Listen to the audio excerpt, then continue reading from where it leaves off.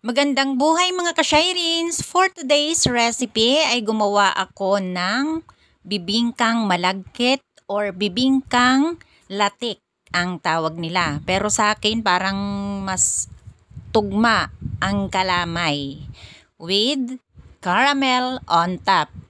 Ayan, at simulan na natin sa gata at sa white sugar.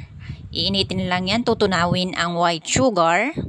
At pag kumulo na at tunaw na ang asukal ay ilalagay na natin ang ating sinaing na malagkit. Hindi ko na ipinakita ang pagsasaing dahil ganun din naman yon sa regular na pagsasaing. Ang isinabaw ko lang doon ay pangalawang gata. Pangalawang piga, kumbaga.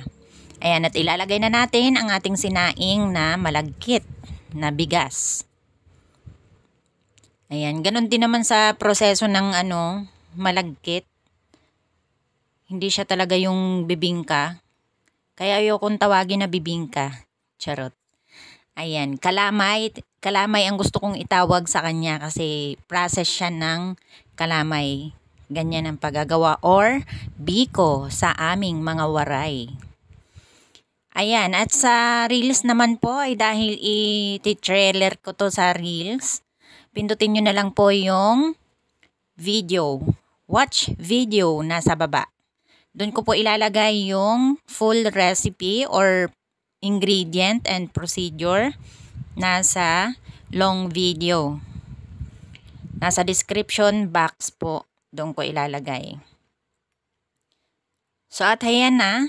Iyan naman ay para sa ating latik na tinatawag nila sa ibabaw or caramel. Iyan ay gata at panutsa. Kalahating panutsa, kalahati nung magkatakip. Ayan, at tutunawin lang yung panutsa hanggang sa maging malapot siya. Mahinang apoy lang po para hindi masunog. Ayan, ganyan lang hanggang sa siya ay lumapot. And then isasalin na natin. Ayan, at kumukulo pa siya. Dapat ay tama ang consistency para hindi siya maging runny or hindi siya maging matigas, hindi siya mamuo. At dapat ay mainit pa pag isinalin, hindi pa nakaset.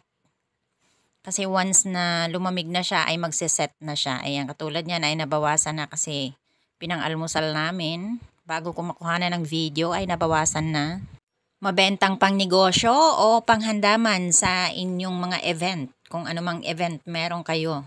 Guys, meron po tayong giveaways for Top Fan. 2 Top Fan po may giveaways. Share naman po dyan. God bless us all. Thank you for watching. Bye!